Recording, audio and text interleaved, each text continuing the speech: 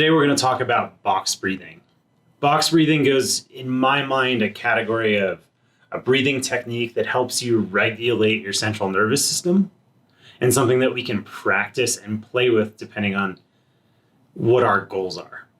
So I was introduced to box breathing doing something called positive control systems, which is a verbal and physical de-escalation tool. We used it a lot in wilderness therapy programs. So it taught us how do we engage with a client that's so escalated that's actually, in that category of maybe causing physical harm to themselves or another person.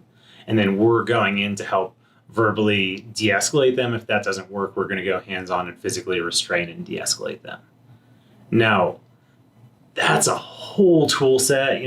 Positive control systems, or PCS, which is what we used, is used by a lot of police departments and is really quite effective. The biggest piece, though, is when we get stressed, when I would get stressed, right? Because some of these kids are way bigger, way stronger, faster, younger than I am. And they're angry at me or another staff member. And sometimes if they're angry at me, it's nice to swap out so, someone else can come in. But sometimes we don't have that luxury based on staffing.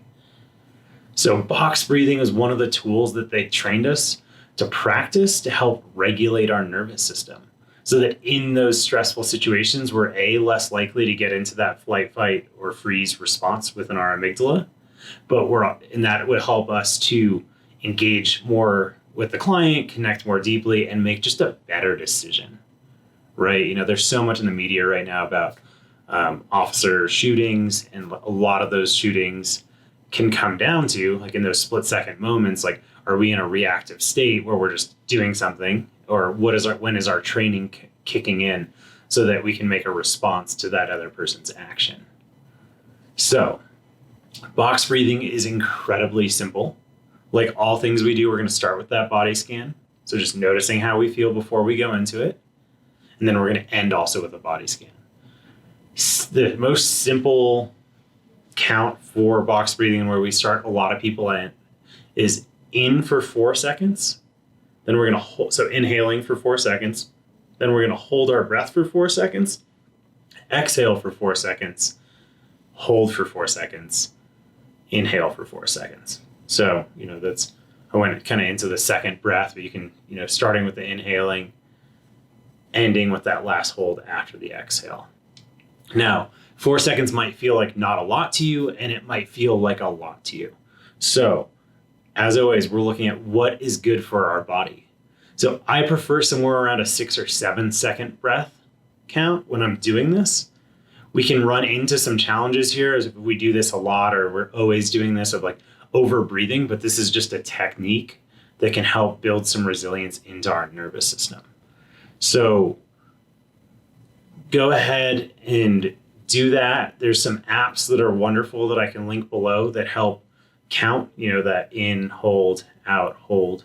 And you can do that so you don't actually have to count.